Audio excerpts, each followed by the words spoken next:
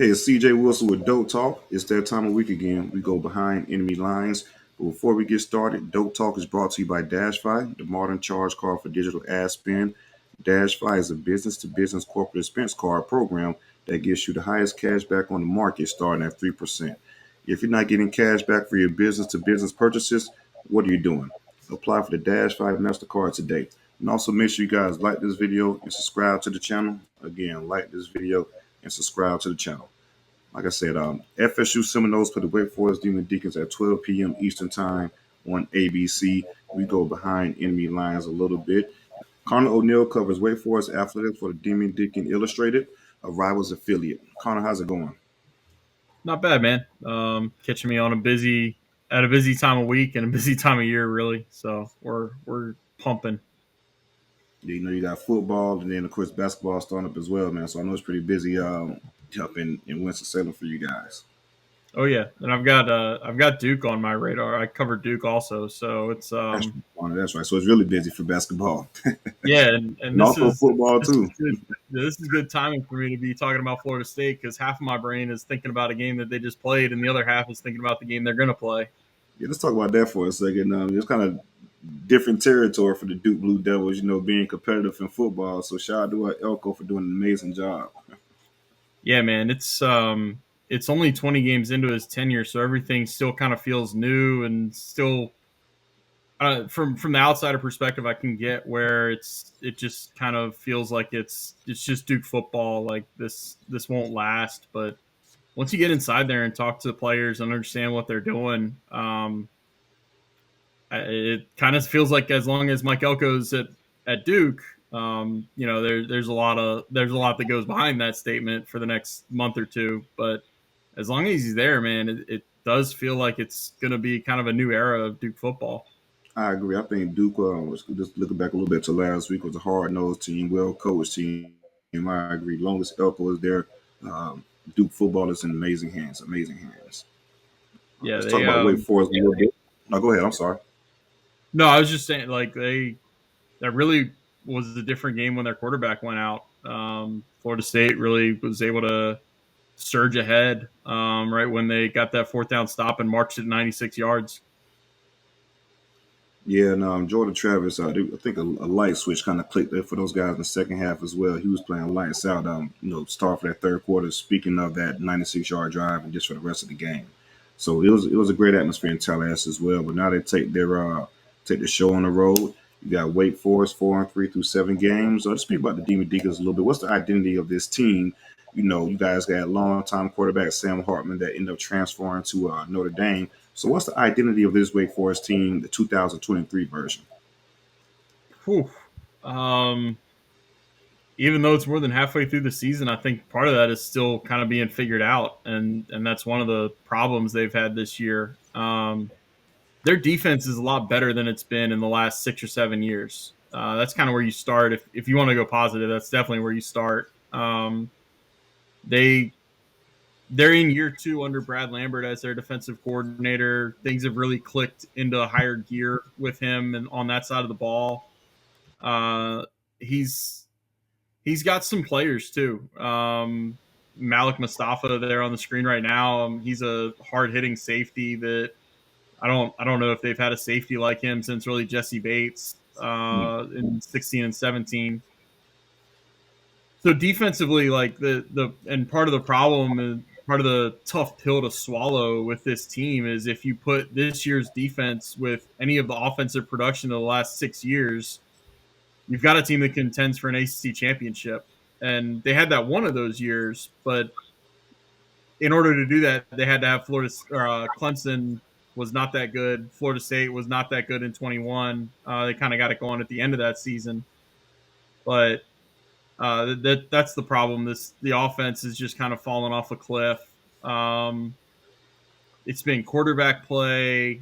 Mitch Griffiths is not Sam Hartman. Like we knew that going into the year, but you're dealing with a fourth year player that spent a lot of time in Sam Hartman's shadow and came out and tried to probably do a little bit too much. And when you're trying to make the perfect play every play, it leads to some overcorrection, some some try too hard bad plays and some forces and some errors, and that's what's bit them constantly this year. They're coming off a game that they beat Pitt. I mean, that was a 1 out of 100 game that Pitt lost. I You can give credit to Wake Forest for doing the right things in the last 3 minutes of that game, while also pointing out that their quarterback threw an interception with a minute and a half left that should have ended the game. And Pitt did everything in their power to give the ball back to Wake Forest with good field position, and then give up a fourth down conversion with 12 seconds left and gave up a touchdown with 7 seconds left. So, as good as Wake did things to end that game and get a win, is as bad as Pitt blew the game, and is why we're not talking about a 3-4 Wake Forest team that's on a 4-game losing streak. All right, so we spoke about the quarterback a little bit and Mitch Griffiths. He didn't play last week due to injury. So my question to you is: would it be Mitch playing against FSU? Would it be Santino? Is it Mariucci? Yeah, it's Marucci. Marucci, excuse It's all good. Orlando Franklin did the game on color on TV last week, and he called him Mariucci throughout the whole game. It's me. kind My of funny to apologies. listen back. Yeah, He's it's trying to looking at correct it. it, and he gets it corrected, and there's something about that name that just you want to say Mariucci. Yeah, but yeah, you're Um, looking at it right. It is Marucci. yeah, yeah. Uh, I, I think it'll be Santino again. I understand, like Dave Clawson said, Mitch would be back this week at practice. It was a very much, we're going to see how things play out. We're going to take it day by day and evaluate it and see where Mitch is. But not only did Mitch Griffiths not play last week, he wasn't even on the field. He watched the game with a teammate back in a media room or something. Like he was removed. He was in the stadium. He was just in a room off the field, which typically that means your injury is one thing, right? It's concussion. It's you Mhm. can't deal with the bright lights and the noises, and you're dealing with the headache symptoms that put you in the protocol. I just have a hard time believing that he's going to go from not being able to handle that to being able to play a Power Five football game and be able to protect himself in the kind of ways that he would need to, regardless of who the opponent would be. Um, so I just think it'll be Santino again. Look, man, he did everything he needed to do to win the game. He's got a win as an ACC starting quarterback, which is something I don't know if I would have ever seen coming this season. Um, and it's such a delicate balancing act of he won the game, but through the first 3 quarters, he was 5 for 12 for 34 yards. They really didn't trust him to do much of anything in the offense. I don't know how much more trust you can put in him after 1 week and going into a game against the top 5 team in the country. All right. So speaking of, so you got a quarterback who's starting due to injury. How's the offensive line fare? How do you think the offensive line fare against a pretty stout FSU defensive line and protecting the new quarterback behind center? Well, about 5 days ago, I would have told you it's going to be a disaster and a train wreck and every negative type of thing that can happen to an offensive line. I won't go quite that far. They had a really good game against Pitt, and Pitt's defensive front is not Florida State. I know that, but it's not like Pitt has been a you know, They've been a pretty good defensive team within the last few years, and yeah, a yeah. good So defensive line. that that gives some confidence, I think, to Wake Forest and their offensive line. They got healthier. They had been missing their left tackle Spencer Clapp. He'd been in there and not healthy, and then he was missing a game or two, and then he was back in there and still not healthy. He's been dealing with an ankle injury, so I guess something clicked or the right rehab got taken, but he looked great against Pitt, and that really kind of solidified things. They were able to move a kid that had been playing tackle back into guard, where he's a lot better, and it just kind of stabilized things. So I don't think their offensive line is ever going to set the world on fire this year, but I do think it's coming off a pretty positive place based on what they did last week. Yeah, that But he must have got the shot, for this week, the last week, or for excuse me, the previous week to the Pittsburgh week. Shot to Bud Kilmer and Varsity Blues, right? They gave him a shot. Yeah, don't you let them. What is it? Don't you let them stick that needle in you? Right, right. Yeah, yeah, I got you. Classic movie. All right, let's talk about the running backs a little bit. Pretty productive running backs. You have Demond Claiborne, who's leading the charge. Let's talk about the running backs in that group. Yeah, so Demond Claiborne doesn't even start. They Oh, typically really? start Justice Ellison, who's a more experienced guy. He's a little more balanced. He's Justice runs really hard. He is not as explosive as Demond, but he will stick his nose in there and get you a few more tough yards than Demond will. Demond is explosive, man. Yeah, I've been saying for the better part of a year now, he is the only running back that Wake has had under Dave Clawson who is as explosive or probably more explosive than Demond is Kenneth Walker III. They had him for 2 years in 2019 and 2020 before he went to Michigan State and really blew up. Uh, Demond reminds me of him in the way that every time he touches the ball, you have a feeling that he could make it a house call. And he did twice against Pitt at the end of both halves, really. He put Wake Forest ahead 14-10 before they lost the lead there in this roller coaster of the last 3 minutes. And his touchdown run to end the first half honestly might have been more impressive than the one he scored in the fourth quarter because he busted through the line. He got hit around the 8-yard line and then just winds up dragging a guy and extending for the goal line. He's a special running back. He's only a second year kid. He didn't play that much last year because there were guys in front of him. He's gonna have to become a better pass blocker. Like he's gonna have to do all the other things that make complete running backs of college football players and college running backs. But man, he's got all the tools right now, and he's pretty impressive when he gets into the open field and gets some space. let's speak about the receivers a little bit. Brain Jamal Banks back 6'4", 25 playmaker, made a lot of plays for Wake Forest last year as well. You got Taylor Moore, so it's some pretty productive guys at the receiver room. Despite the drop off within the quarterback play from last year to this year. Yeah, it's an interesting group.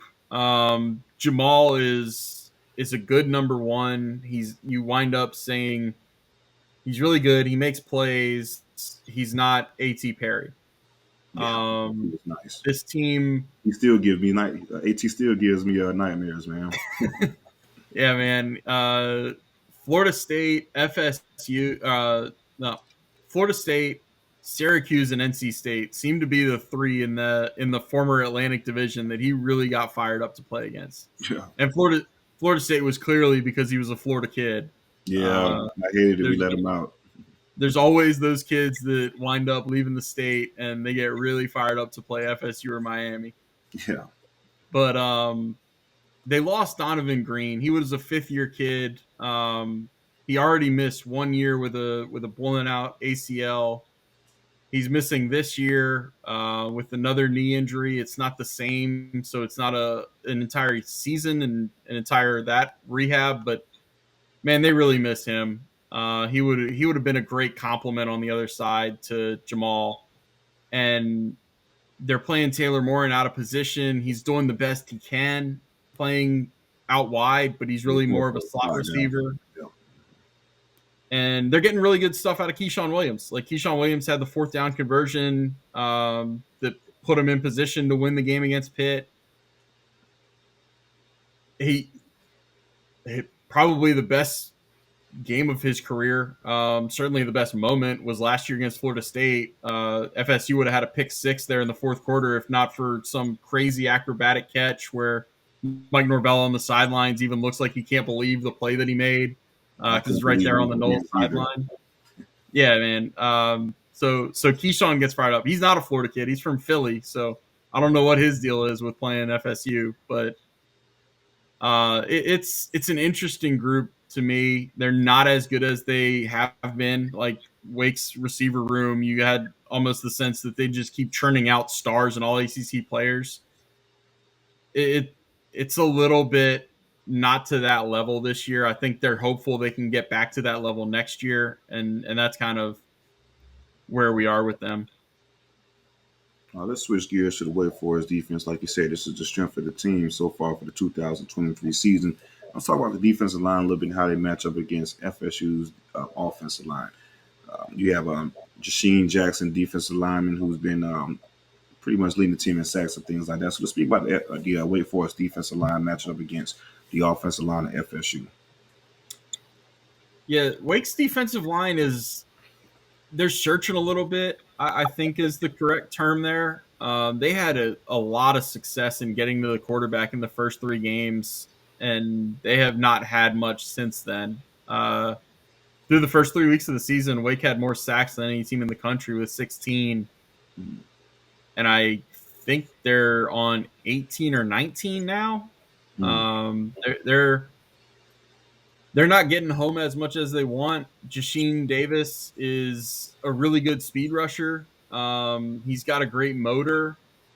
I think we saw the best of Jasheen in the first 3 weeks. We've kind of seen him fall off a little bit and get handled a little more than I thought he would. Kevin Pointer and Bryce Ganius are the two defensive tackles to know. Pointer is a kid they've had for a couple years. He transferred from I think it was Louisiana Monroe, and he's turned out to be a really good player. Bryce Ganius came from Villanova, and they've had a lot of success recruiting from the lower level to the defensive line specifically. So he's another success story there. They've got a fifth-year kid, Justin Williams. He is another Florida kid. They would let him out of Sefner, and mm. he really hadn't done much of anything until this year, and he's turned out to be really productive. So they're getting some decent play out of some guys up there. Um, I think there's a little more that they could get back to in what they were doing in the first three games that they haven't done much of since. Let's move on to the linebackers. FSU's running game is it's been a little bit up and down this year. You have big explosive players against Virginia Tech and a pretty good outing against Syracuse and things like that. And then you have a tough game against a really stout Duke defense in regards to running the football from a running back perspective. Had to have Jordan Travis get things going from the running game perspective in regards to last week. We have spoke about the linebackers. You have Jacob Roberts and Dylan Hazen, two of the two leading tackles within the linebacker room. Speak about those guys and how they stack up against Trey Benson and Lawrence Philly. Yeah, Jacob Roberts has been one of the best transfer additions for Wake in the last few years. He is a really instinctual player. He's a guy that came from North Carolina A&T, Hmm. and you look at him and it's like, and how is that guy not a P5 football player coming out of high school? He's stout. He's fast. He's really thick. He just makes plays. He did it several times against Pitt. I had one on a film review where he goes through three blocks to make a TFL, Hmm. and they're not tight ends and running backs trying to block him or receivers. It's linemen. He's a strong dude. He's been great for them. Dylan Hazen is one to keep an eye on because he left. I think it was Pitt's first snap of the second half. He looked like he had tweaked an ankle. I think it was left. I don't know though. It was definitely a lower leg injury that he went out of the game and didn't come back. And they've been good at linebacker all year, despite a couple injuries. They're missing a guy that was a returning starter in Chase Jones. He suffered a concussion at the end of fall camp and hasn't played a snap all year. They lost Eldrick Robinson, who they were counting on to be a top four linebacker, to a fall camp injury that he's out for the season. And they've been making things work with Jacob Roberts and Dylan Hazen, and Quincy Bryant is the other one to know. He's also a third year guy with Hazen. He came on strong. He actually played great in the second half against Pitt when they needed him to step up when Hazen was out. But you'd rather have all three of those guys than just go into the game with Roberts and Quincy Bryant and who knows who else behind them.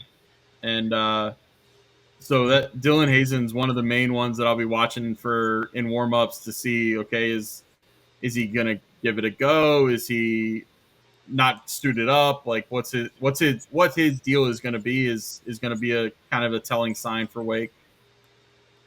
All right, so let's speak about we talk about the secondary. You mentioned a couple names a little bit, but I think this is probably one of the more intriguing matchups for the game. FSU receiver versus the Wake Forest defensive backs. FSU has some pretty explosive receivers in Keon Coleman, Johnny Wilson. And you could throw, Jaheim Bell and tight ends in there as well. Then you spoke about the defensive backs for Wake Forest. Malik Mustafa, who's playing great ball, and also just Deshaun Jones, who's leading Wake Forest with 3 interceptions. So let's speak about that matchup in the Wake Forest Demon Deacon secondary. Yeah, Wake's secondary has come a long way in a year. I went into last year with a lot of questions about them, and they've really ironed out the safety position. They've really gotten some good cornerback play. The key to cornerback play this year has been Kalen Carson is a really good corner. He's a fourth year kid who's been a 4 year starter, but he missed 5 games each of the last 2 years with various injuries, and he just wasn't able to stay healthy. And a lot of the games when Wake was kind of falling off in the second halves of seasons in the last couple of years were because, in part, he wasn't healthy and he wasn't out there. So it's going to be a big game for him. Not to get into too much of the minutia, but I'm sure he is thinking that if he puts up a solid showing on film against two guys that are going to be NFL receivers, that's going to make him more of a draft prospect. That's going to get him bumped up a couple rounds or get him knocked a couple rounds if those guys burn him. Deshaun Jones is a first year starter who he was in really good position for a couple interceptions. I don't want to take anything away from the kid, but those balls were thrown to him as a couple of them were thrown to him as much as he went up and made plays on the ball and that kind of thing. Safety is where they really get a lot of strong play. And it's still too early for them to get Brendan Harris back, but they had 4. Now they have 3 that they really rotate in a lot. Malik Mustafa and Jalen Garnes is one of the best safety duos, I think, in the ACC. And that's been that way for a couple years now. Jalen is more of the cover guy, but both of them hit pretty hard. Malik, they've said on TV, and I think Malik's even told some people that he looks like the Michelin Man, like that big old guy that's made of tires. That always comes to mind now when I look at him and when I look at him making plays. And nickel is another interesting position because that's the position that's going to wind up covering Jaheim Bell. And when they couldn't get or didn't have Johnny Wilson and Keon Coleman going against Duke, I think Jaheim Bell had 8 catches last weekend. Yes. So that's a weapon that I think not enough people in the ACC know about. I'm sure now Wake Forest knows about him because he just had 8 catches in a game. But that guy that guy's a matchup nightmare. And Wake was missing their starting nickel last week. Evan Slocum was the other player in the room with Mitch Griffiths watching the game. I don't know if Evan Slocum is back for this game. I don't think Wake Forest knows at this point if he's back. Um, in his place was Nick Anderson. Nick Anderson's a really good player. Nick Anderson has some speed limitations and some size limitations. Jaheim Bell is a matchup nightmare for like well-sized safeties and nickels. Mm-hmm. I would be really concerned if I wound up putting Nick Anderson on him for like 30 pass snaps or anything like that. Gotcha. That's pretty interesting. All right, so let's go ahead and talk about David Clausen. I think is one of the better coaches in the ACC. Doesn't get enough credit that deserve. One of my favorite coaches, especially the job he's done in past years with Wake Forest and the program to where he brought it at. What's your opinion on how he's done this far within the season? Like you said, there's been a lot of turnover from a personnel perspective.